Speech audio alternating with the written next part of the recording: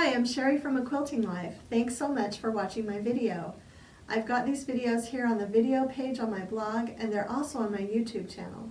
So if you'd like to subscribe, you can go ahead and do that. And if you find my videos informative, go ahead and hit like. Any questions that you have can be answered here on the blog or on the YouTube page. So today I'm going to talk about half square triangles. It's one of the most common components of quilts, and I've got a pictorial tutorial on the blog, but I've never done a video tutorial. And I'm super excited about this because there are quite a few things I can actually share with you today. First of all, I make all of my half square triangles a little bit oversized, and then I trim them down. And I'm going to show you the method that I use to make them. For this method of making oversized half square triangles so that you can trim it down, you're going to need 2 squares. Both of them should be 1/2 inch larger than what you want your finished half square triangle to be.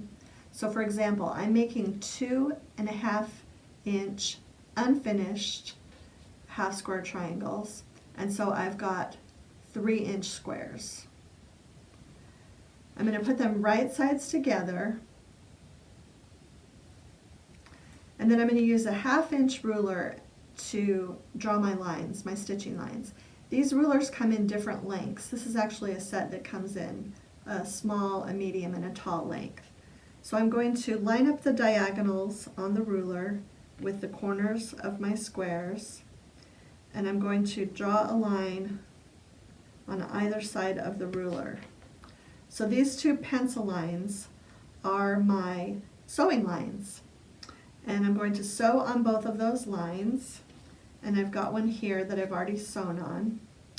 And you can tell that when I cut this apart in the center, I'm going to end up with 2 half square triangles. So let's do that right now.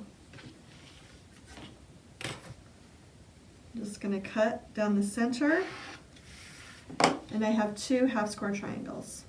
Now, as I mentioned earlier, these are a little bit oversized. And so what we're going to do now is trim them to size. There are 2 methods that you can use when trimming them. The first method is to go ahead and press the triangles. I always press my seams open because I make a lot of these ahead of time, and I can use them for a variety of projects, and that way I don't have to worry about which direction the seam is going. So I always press my seams open.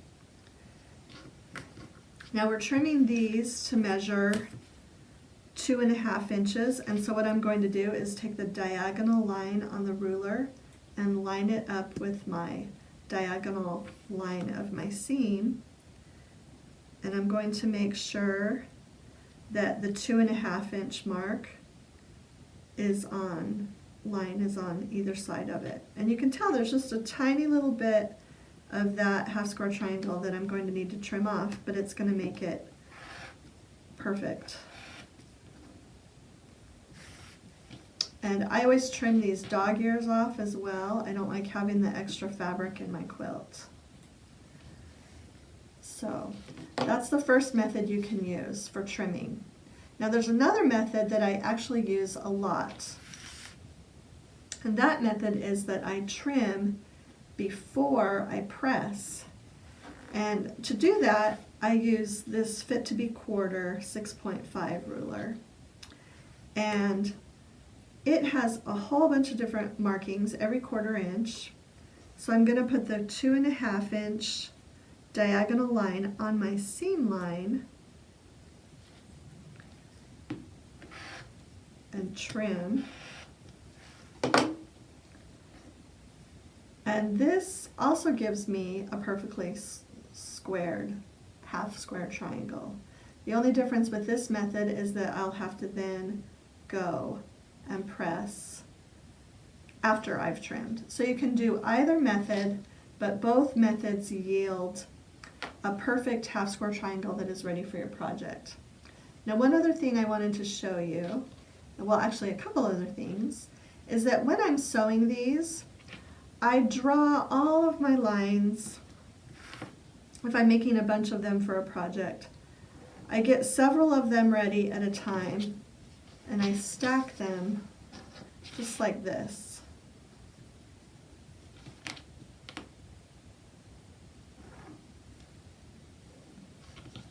I just make a pile, and then I take them over to the sewing machine like this, and I actually chain sew them.